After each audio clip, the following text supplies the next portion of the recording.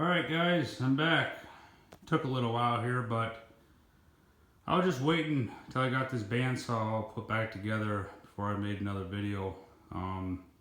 It took about 3 weeks to get the replacement parts I needed for it, but I finally got them a couple days ago. Then stayed up late last night, put it all back together. So it's fully functioning right now, and I'm glad it's done with. So, alright, I'll just take a closer look. I'll go over the things that I replaced, go from there. Alright, so replaced the bearings, I replaced the rubber part on the wheel here. I can't remember what it's called, but I replaced that. I put a new blade on here. It's a Morse blade, cuts really nicely. Down here I replaced these blocks, replaced the bearing, and I did the same thing on the one down underneath there too. Alright, and then this piece right here, I guess we'll call it a trunnion mount or a trunnion base, was cracked right in the middle right here. So this obviously needed to be replaced. So, and then let's go around back here. Alright, so this tensioner right here, I didn't see it until I took it apart, but there was a nice crack right in here. So I'm like, that's gotta go. So I replaced all of this. Let's see here. Here, first of all, there is the model number. So, alright, then down here, I replaced the shaft. So, the shaft along with all the bearings that are associated with it. I put a new belt on it. Alright, open this up. Alright, and the same thing, I replaced this part, the rubber part on the wheel again. And like I said before, all the bearings inside here are replaced. Now, if you see this is kind of, well, homemade. Let's just put it like that. Because it didn't have the original washer that's supposed to fill up this whole area in here. Kind of helps stabilize it when it's running and on. Wasn't here, so I just found a washer that did fill up that area, and then I just stacked them and welded each one onto the next one until I got to this one where it was just the size of the bolt.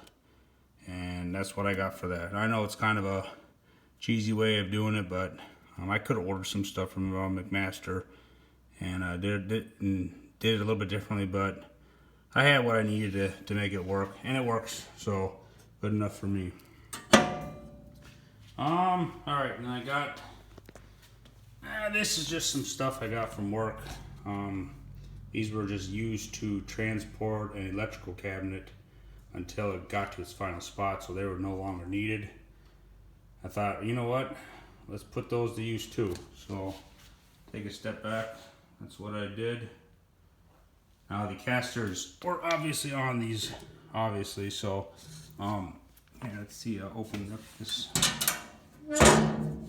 and let's see, there you go. So I just drilled and tapped into this square tubing with the casters on it and just bolted it down like that. So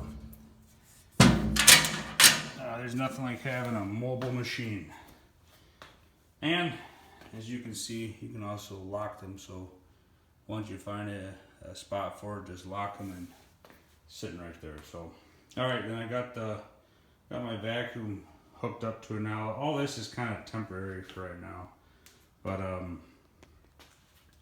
it's good enough for now. So alright, let's grab some wood. Gotta make a cut for you guys, right? Well, here's a cut that I made earlier. Nice, right? Worked out nicely, but alright, it's gonna be kind of loud in here. Vacuum and saw, but here we go.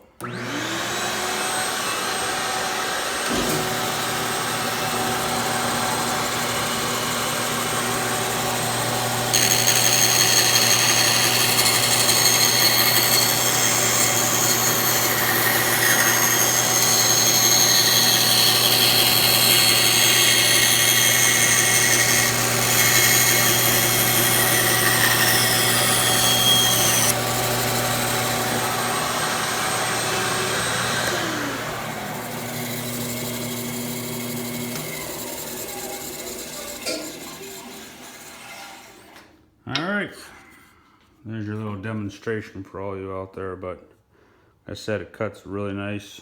I'm really happy with it.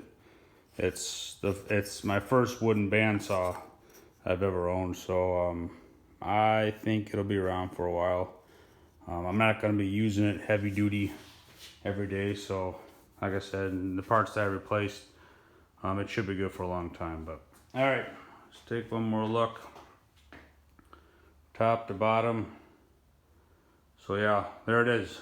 So all right, if you have any questions, you know what to do, comments. But anyway, like the video, subscribe to my channel. I'll catch you later.